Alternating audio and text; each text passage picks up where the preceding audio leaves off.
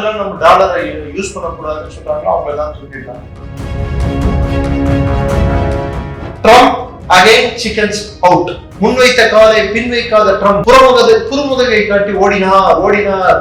இன்னைக்கா அமெரிக்க அதிபர் பிளேன் வந்து பறக்கிற பிளேன்ல வந்து கிளிச் வந்ததுன்னு சொல்லி ரிட்டர்ன் போயிருக்கிறது எங்க கேட்டு பார்த்துருக்கீங்களா? ட்ரம்ப் வந்து தாக்குதல் நடத்துறதுக்கு அவங்களோட சப்போர்ட் இல்ல. ஏன் இஸ்ரேல கூட 10 வாட்டி யோசிக்கிறோம். ராணுவ தளபதிக்கு ஒழிஞ்சாதான் அசிங்கம். நான் யார சொல்ல வரேன்னு உங்களுக்கே தெரியும். உங்களுக்கு தெரியுமா ட்ரம்ப் இந்தியால ஆண்டுக்கு ஆண்டு $1,70,000 என்னவோ இன்கம் டாக்ஸ் கட்டுறாரு தெரியுமா உங்களுக்கு? அங்க கூட புல்லட் ப்ரூஃப் வெஸ்டோட தான் போயிருக்காரு பங்கர் பண்ணி. போட்டாங்கன்னா பயம். ரெண்டாவது அயத்துல்லா கொமேனியை வந்து தூக்கு கூட சைனா வந்து பின்னாடி இருக்கு. நானூறு ரவுடி தான் அப்படின்னு சொல்லிட்டு. ஆனா இந்த 400 ரவுடி தான் ஃபார்முலா ட்ரம்ப்க்கு எத்தனை நாள் ஒர்க் அவுட் ஆகும் தெரியல.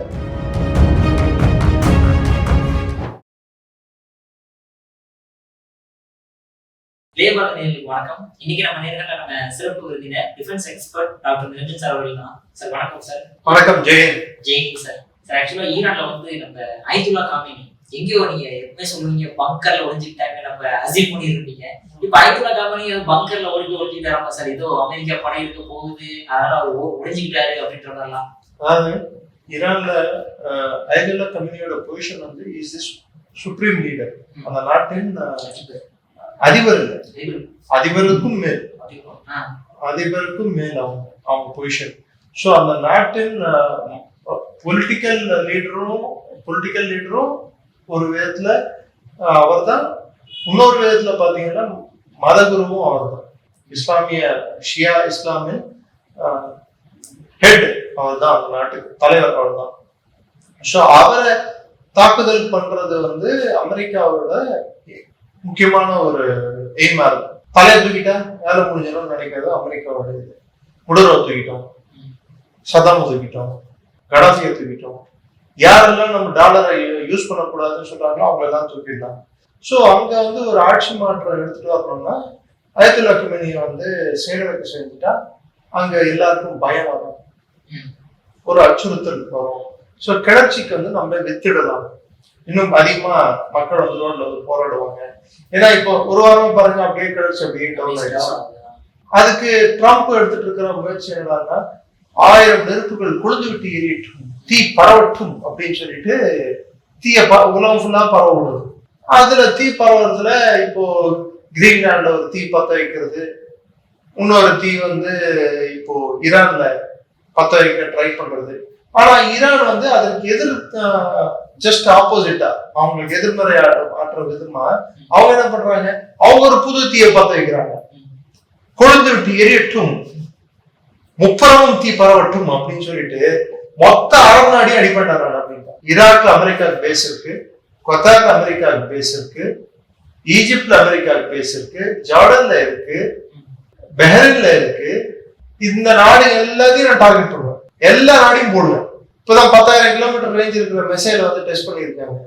இந்த மெசைல் வந்து மார்லாகோ அப்படின்னு சொல்லிட்டு டொனால்டு ட்ரம்ப் அவரோட ஒரு பெரிய பங்களா ஒண்ணு கட்டி வச்சுட்டு இருக்காரு, சொகுசு பங்களா. அந்த சொகுசு பங்களா கூட தாக்கக்கூடிய தன்மை இருக்காது. சோ டொனால்டு ட்ரம்ப் கூட அவங்க ரேஞ்ச் கூட தான் இருக்காரு, அவரோட வீடு கூட அவங்க. ஆமா, இப்போ வந்து போன வாரம் வரைக்கும் 30,000 படையை வந்து அதை திரட்டி இருக்காங்க அப்படின்னு சொல்லிட்டு தகவல். இப்போ தகவல் என்ன, 40,000 இருந்து 50,000 படைகளை அமெரிக்க படை வந்து அங்க தரையிறக்கப்பட்டிருக்கு அந்த ரீஜன்ல. ஈரானை சுத்தி. ஆனா ஈரான் வந்து வெனிசுலாவும் இல்ல, பாகிஸ்தானும் இல்ல, லிபியாவும் இல்ல. நட்டான்ஸ் பிளான்ட்ல யுரேனியம் என்ரிச் பண்ணி இப்ப சைனா ஏதோ அவங்க சீக்கிரட்டா ஏதோ சப்ளை அனுப்பியிருக்காங்க. ஒருவேளை அவங்க குண்டை மேனுஃபேக்சர் பண்ணிருந்தாங்கன்னா கூட நம்மளுக்கு பெருசா ஒரு என்ன சொல்றது, ஐயோ அவங்க பண்ணிட்டாங்களா அப்படின்னு நம்ம டவுட் பட வேண்டாம். பண்றதுக்கு எல்லா சாத்தியமும் உண்டு. சோ ஈரான் கிட்ட அணுகுண்டு இருக்குன்னு தெரிஞ்ச உடனே டாக்கோ அப்படின்வாங்க. Trump again chickens out. அதாவது முன்வைத்த காலை பின் வைக்காத ட்ரம்ப் புறமுதுகை காட்டி ஓடினார். அமெரிக்காவின் எல்லைக்கே ஓடினார் அப்படின்னு சொல்லிட்டு இல்லை, வாஷிங்டனின் டிசிக்கே ஓடினார் அப்படின்னு சொல்லிக்கலாம். இன்னைக்கா அமெரிக்க அதிபர் பிளேன் வந்து பறக்கிற பிளேன்ல வந்து கிளிச்சு வந்ததுன்னு சொல்லி ரிட்டர்ன் போயிருக்கிறது எங்கேயா கேட்டு பார்த்துருக்கீங்களா? இப்ப நடந்தது பாத்தீங்களா? அது கிளிச்சா இல்ல அடி வயிற்றுல பயமா தெரியல. இப்போ ஒரு விதத்துல பார்த்தா ஈரானை வந்து இவங்க தாக்குனாங்கன்னா இது உலகளாவிய போராவும் மாறக்கூடும். இன்னும் சொல்ல போனா அரபு நாடுகளுக்கு இடையே கூட கருத்தொற்றுமை இல்லை ட்ரம்போட செயலுக்கு. ட்ரம்ப் வந்து தாக்குதல் நடத்துறதுக்கு அவங்களோட சப்போர்ட் இல்லை. ஏன் இஸ்ரேல கூட 10 வாட்டி யோசிக்கிறான். ஏன்னா இஸ்ரேலுக்கு வந்து தாட் சிஸ்டம் எடுத்துட்டு வந்து நான் இறக்குறேன், நான் பாதுகாப்பு கொடுக்குறேன் நீ சொல்லுவ. ஆனா அடிச்சப்புறம் முதல் அடி எனக்கு தானே விழும், உனக்கா விழும். வடிவேல் ஒரு படத்துல இருந்து கன்னடத்துல இருந்து சகட்டு மணி ஏறி டே சொல்லிட்டீங்களா அப்படின்னு பாருங்க, அது மாதிரி விழும் அடி. சோ அங்க இருக்கிற ரீஜனல் ஸ்டெபிலிட்டியை கருதி அங்க ஒரு அமைதி நிலவணும்.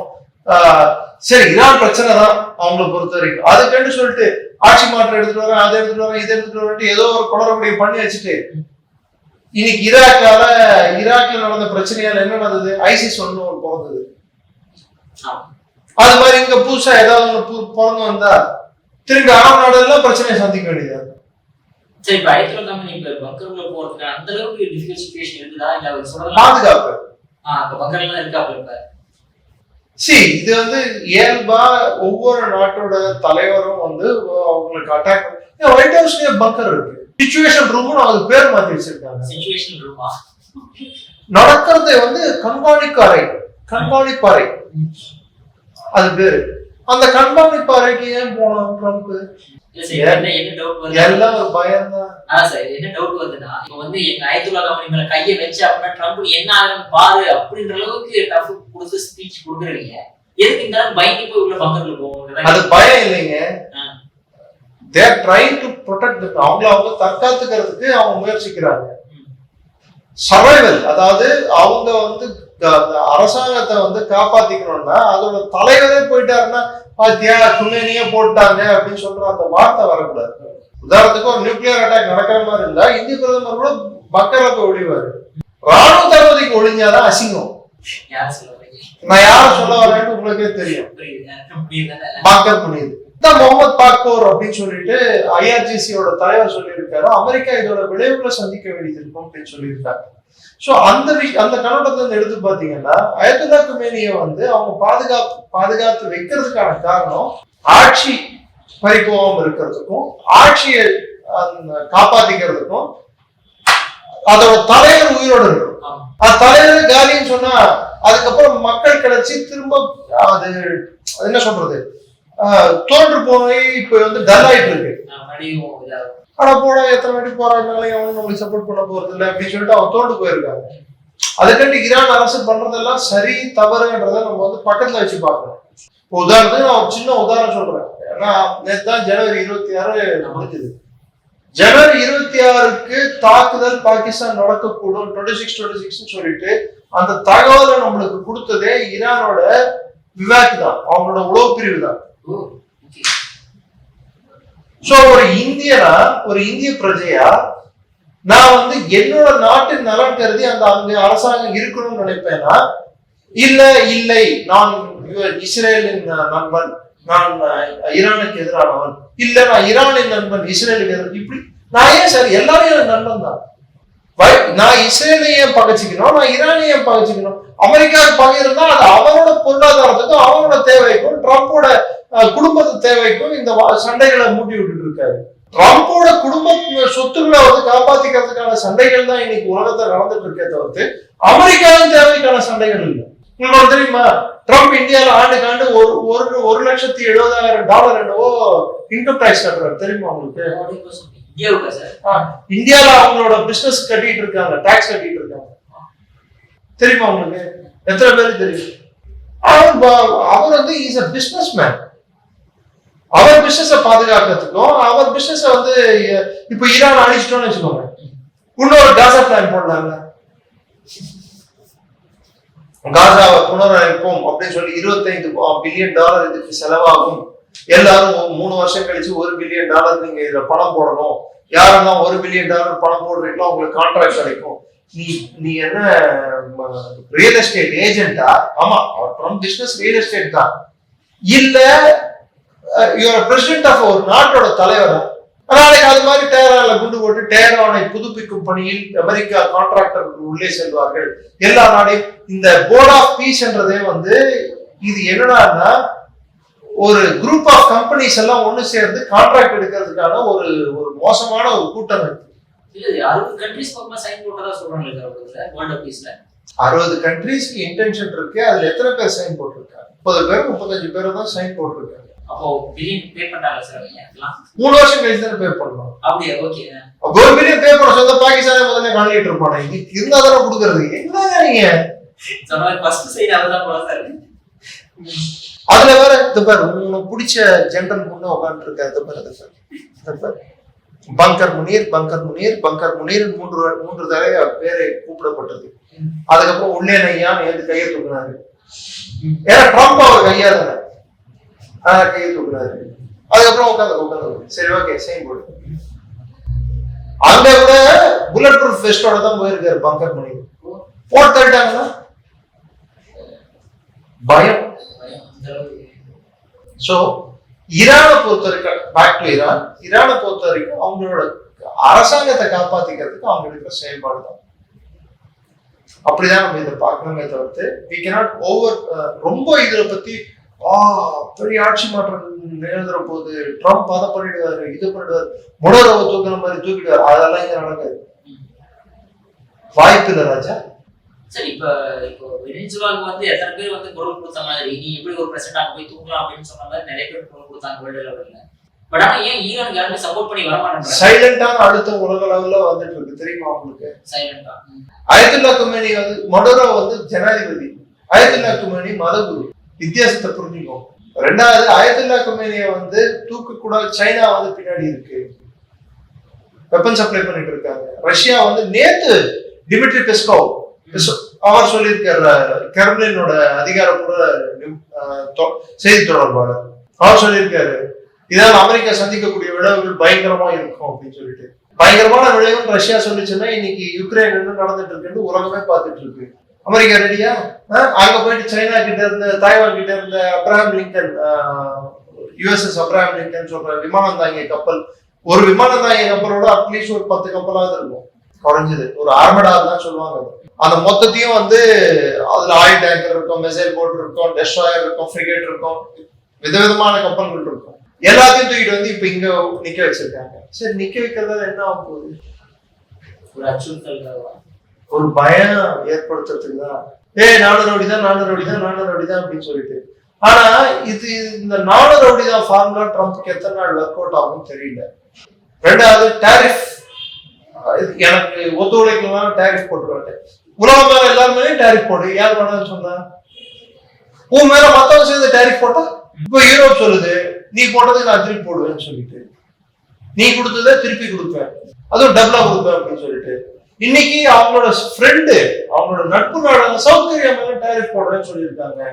சவுத் கொரியா மேல. இன்னொரு பக்கம் இது மேல டாரிஃப் போடுறேன்னு சொல்லியிருக்காங்க. கனடா சைனா டீல் சைன் பண்ணாங்கன்னா கனடா சைனா மேல கூட நாங்க டாரிஃப் போடுவோம் சொல்லியிருக்காங்க. கனடா மேல டாரிஃப் போடுறதுக்கு ரெடி ஆயிட்டு இருக்காங்க. சவுத் கொரியா மேல 25% டாரிஃப் போடும். சரி, உலகத்துல இருக்க எல்லா நாடுகளையும் டாரிஃப் போட்டுரு. அப்ப எது மிச்சம் இருக்கும்? கூட யாரும் கூட ட்ரேட் பண்ணுவா? இதுக்கெல்லாம் உலகம் பயந்துரும், ட்ரம்ப் பேச்சுக்கு அடிபணிஞ்சிரும் நினைக்கிறது இனிமேல் இந்த டாரிஃபை வச்சு உருட்டுறது மிரட்டுறது ட்ரம்ப் செயல்முறையில் எடுத்துட்டு வர முடியாது. Okay sir. பட் இருந்தாலுமே ட்ரம்ப் அவர்கள் டப்பு முடிவெடுக்கிறார்கள் சார். இப்போ வெனிசுலா பிரசிடென்ட் தூக்கிட்டாரு, கிரீன்லாண்டை கொண்டு போய் கொடியை நட்ட மாதிரி 2026 இந்த நாடு இறக்குதான்ற மாதிரி சொல்ல ஆரம்பிச்சாரு. சொன்ன மாதிரி இப்போ ஈரானை சுத்தியும் எல்லாமே ரெடி பண்ண ஆரம்பிக்கிறாரு. சோ இந்த வீக்ல ஈரான் ஏதோ ஒன்று நடக்கிற மாதிரி சார் எல்லாரும் சொல்றாங்க. நடக்குதா இல்லையான்னு பார்த்தா தானே தெரியும். ட்ரம்ப் கிரீன்லாண்ட்ல முதல்ல ஒரு பேசினாரு, நான் ராணுவத்தை இருப்பேன். அதுக்கப்புறம் கிரீன்லாண்ட்ல என்னோட பேஸுங்க 1940 இருந்து அமெரிக்காவுக்கு வந்த பேஸ் இருக்கு. அதுக்கப்புறம் இப்ப இருக்கிற பேஸ எத்தனை வீரர்கள் இருக்க வேண்டும்? 100 வீரர்கள் இருக்காங்க. அதுக்கப்புறம் அதோட செயல்பாடு எப்படி இருக்கணும், அங்க எப்படிப்பட்ட மூவ்மெண்ட், ராணுவ மூவ்மெண்ட் இருக்கணும் அப்படின்னு சொல்லிட்டு அதுக்கு சில கட்டுப்பாடுகள் இருக்கு. கட்டுப்பாடு இல்லாத ராணுவ அமெரிக்க ராணுவத்துக்கு வந்து எந்த கட்டுப்பாடுகளும் விதிக்க கூடாது, எங்க மேல ரெஸ்ட்ரிக்ஷன்ஸ் இருக்கக்கூடாது, அமெரிக்க ராணுவம் வந்து என்ன வேணாலும் பண்ணுவாங்க, எப்படி வேணாலும் இருப்போம் அப்படின்னு சொல்லிட்டு அவங்க வந்து அதை ரிமூவ் பண்ண சொல்றாங்க, அகற்ற சொல்றாங்க. டென்மார்க் அதுக்கு ரெடியா இல்லை, யூரோப்பிய யூனியனும் வந்து அதுக்கு ஒத்துழைக்கிற மாதிரி தெரியல. சரி, நேட்டோவோட மார்க்ரெட் அப்படின்னு சொல்லிட்டு அவர் கூட நேட்டோவோட தலைவர் கூட பேசினாரு. டென்மார்க்கோட தனிப்பகுதியை கொடுக்கறதுக்கு இவர் யாரு? டென்மார்க் மேல ஏன் கோபம், கிரீன்லாந்து மேல ஏன் இவ்வளவு பெரிய ஆதாயம்? வெறும் வளங்கள், ஆமா வளங்கள் இருக்கு, உண்மைதான். ஆனா இன்னொரு அடிப்படை உண்மை தெரியுமா? ஸ்வீடன், டென்மார்க் போன்ற நாடுகள் இன்னொரு வேலை பண்ணிருக்கு. டாலர் இஷ்டத்துக்கு மார்க்கெட்ல வித்துருக்கு. அவங்களோட ஃபாரெக்ஸ் ரிசர்வ், அவங்களோட டாலர் பாண்ட்ஸ மார்க்கெட்ல வித்துட்டு இருக்காங்க. டாலர் கையிருப்பு வந்து வெளியே போயிட்டு இருக்கு. இது ட்ரம்பால ஜீர்ணிக்க முடியல. டாலர் லிக்விடிட்டி மார்க்கெட்டுக்கு போயிடுச்சுன்னா டாலரோட வேல்யூ படுத்துக்குங்க. அது யாருமே பார்க்க மாட்டேங்கிறாங்க. எல்லா நாடுகளும் டாலரை வித்துட்டு இருக்காங்க.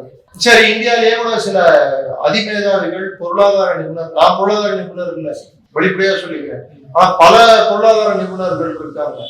சினிமா ஆக்டர்களோட பொருளாதார நிபுணர் சொன்ன சேனல் இங்க இருக்கு. இங்க அது மாதிரி நிறைய நடந்திருக்கு. பட் நான் பொருளாதார நிபுணனோ இல்ல மேதையோ எல்லாம் இல்லை, பேசிக் பொருளாதாரம், சிம்பிள் பொருளாதாரம் சொல்றேன். ஜப்பான் வந்து பொருளாதாரத்தை வளர்ந்த நாடா இல்லையா?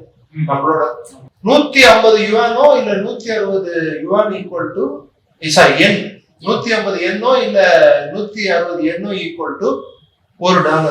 இங்க 92 ரூபாய் ஈக்குவல் டு $1. நம்மளோட அவங்க காசு வந்து இன்னும் 50 ரூபா, 58 ரூபா, 60 ரூபா அதிகமா இருக்கு டாலருக்கு. அப்ப ஜப்பான் வந்து பொருளாதார வீழ்ச்சியை சந்தித்து விட்டது, அழிந்து விட்டதுன்னு சொல்லி நம்மளே போட்டுக்கலாமா? சரி, ஓகே, அப்படியே வச்சுக்கோங்க. டாலர் ஒரு உலக கரன்சி, அது இல்லைன்னு நான் சொல்லல. டாலர் வந்து இந்தியா ரூபாயோட ஒப்பிடும் போது அது வளர்ந்துட்டு இருக்கு. அதே சமயத்துல தங்கமும் ஏன் வளருது? டாலர் ஸ்டேபிளா இருந்தா தங்கம் வளரக்கூடாது, வெள்ளி வளரக்கூடாது. டாலர் விட ஆரம்பிக்கும் போது தான் தங்கத்தை வாங்க ஆரம்பிக்கிறாங்க.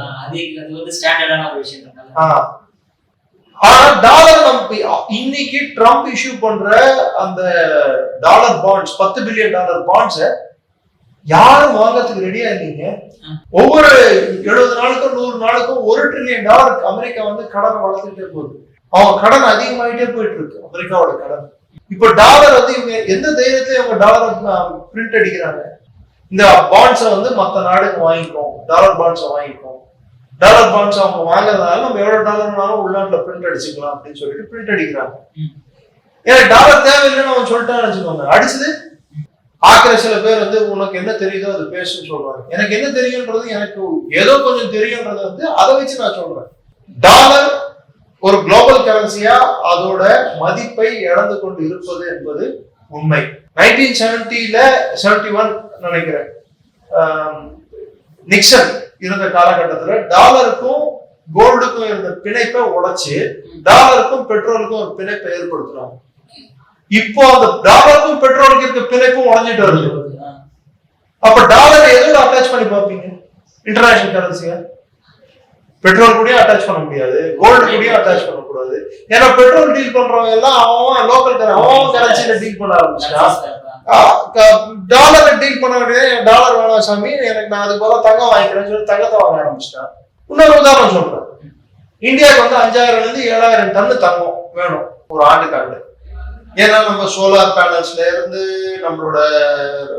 நம்ம அனுப்புற விண்வெளி இதுக்கு சேட்டலைட்ஸ், அதுல பிளஸ் மத்த டிஃபென்ஸ் எக்யூப்மெண்ட்ல நிறைய விஷயங்கள வெள்ளியோட தேவை இருக்கு.